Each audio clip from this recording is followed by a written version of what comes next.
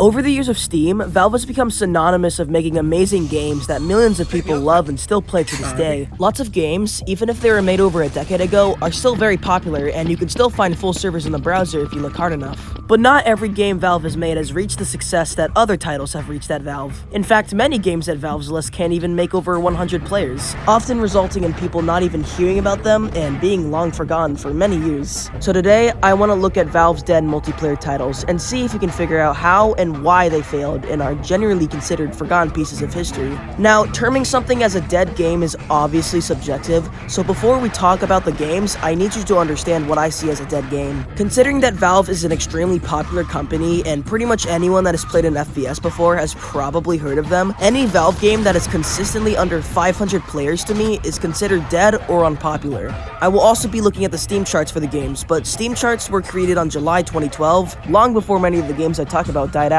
So take the Steam charts with a grain of salt. So if that cleared out of the way, let's explore Valve's dead multiplayer titles.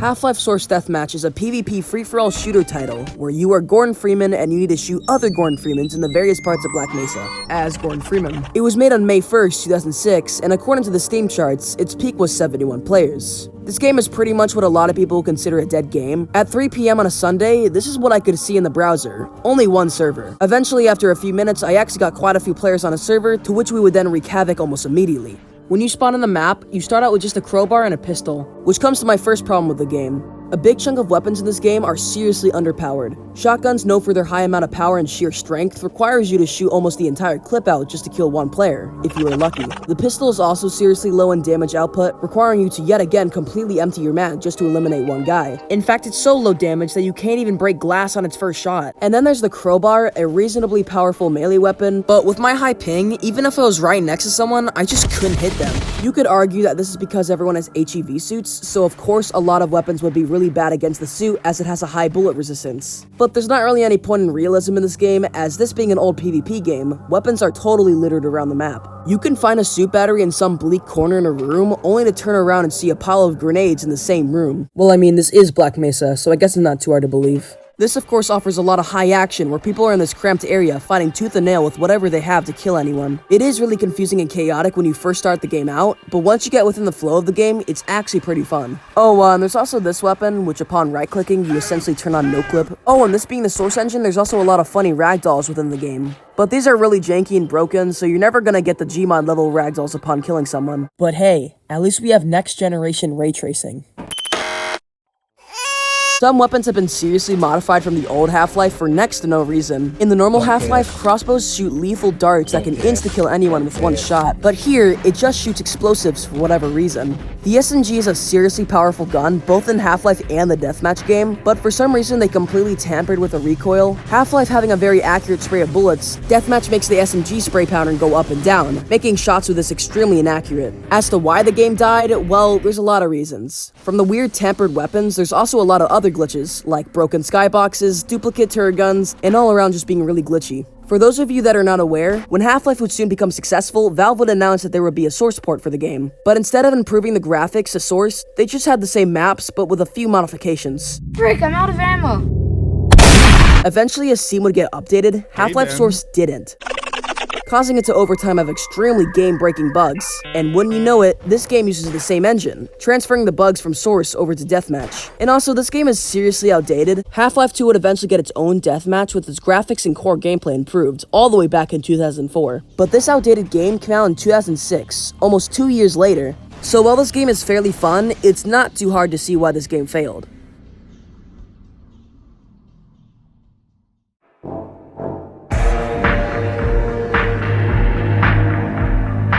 Ricochet was made on November 1st, 2000, and is the very definition of a dead game. Like Half-Life Deathmatch, this game rarely ever gets a single player online, with an all-time peak of 87 players, which actually happened not too long ago. The game is about pushing people off platforms a certain number of times in order to win the game. You are equipped with a disc that can push the players off the platform, and you have a special attack where you can throw 3 discs at the same time. On each platform, there are these arrows that upon touching will launch you to another platform to that specific direction. There are these walls that you have to bounce the discs off of, although this rarely ever comes in use. And if you fall off, you die. The game offers a lot of complexity and diverse strategies in order to kill your opponent, and yet this game never really got anywhere in video game media.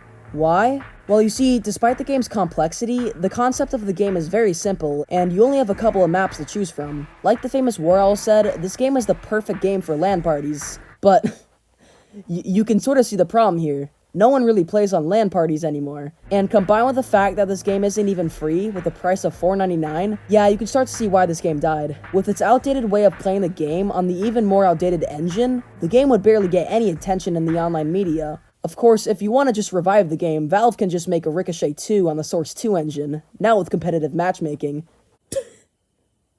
Yeah, I don't really have anything else on the script, so let's just move on.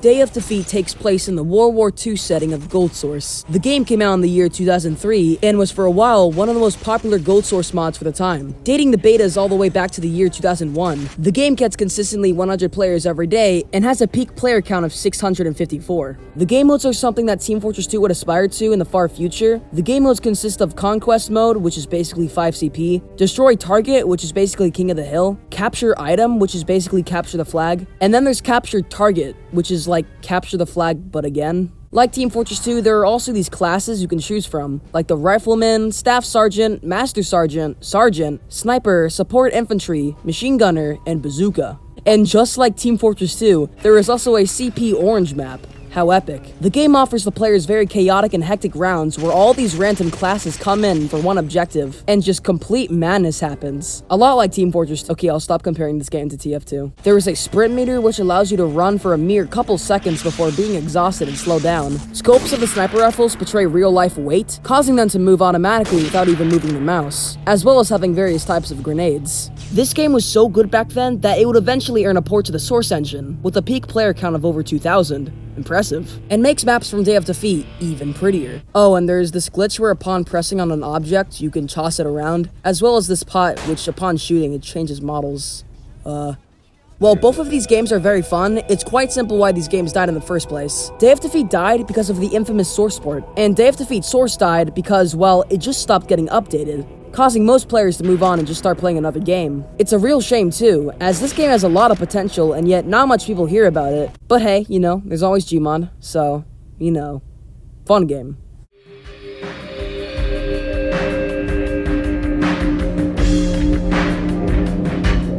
The last game we're going to be looking at on the death list is Alien Swarm, a 2D but also 3D type shooter, if that makes any sense. The game revolves around these weird alien creatures roaming these buildings, so a cleanup crew of 4 members must kill every alien and traverse through around the map. You can choose your own loadout in the campaign, some of them being extremely vital in the campaign and is a must if you want to win, like the medic. You can also be able to choose your own weapons, which is always a nice touch. The gunplay in this game feels really amazing.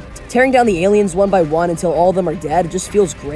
It's a bit like the Left 4 Dead campaigns, having 4 players traversing through maps only to fight many enemies along the way, except instead of zombies, it's the silly aliens. There's also a hacker within the game, making you open doors that other people wouldn't. A couple of months ago, I got my friend Nick to hop onto a match of Alien Swarm, and not gonna lie, playing this game with a friend, it was a lot of fun. And yet, like every game we've talked about, no one plays this game. The reason for this is most likely the really short campaign and replayability the game has. There was only one campaign to choose from, as well as having no modding support. So playing the same campaign over and over again isn't really fun, causing everyone to move away from it. The game gets a fair amount of players, getting consistently 100 to 500 players every day, and has a peak player count of 9,335. The highest peak count in this video. I feel like if Valve just made a few more campaigns and added them to the game, the player base would at least exist, but as it stands right now, the game is, to me, dead.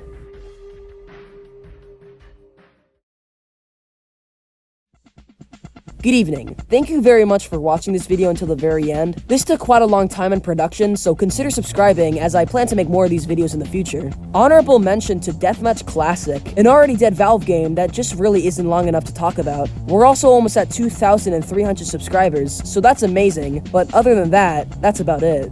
See ya.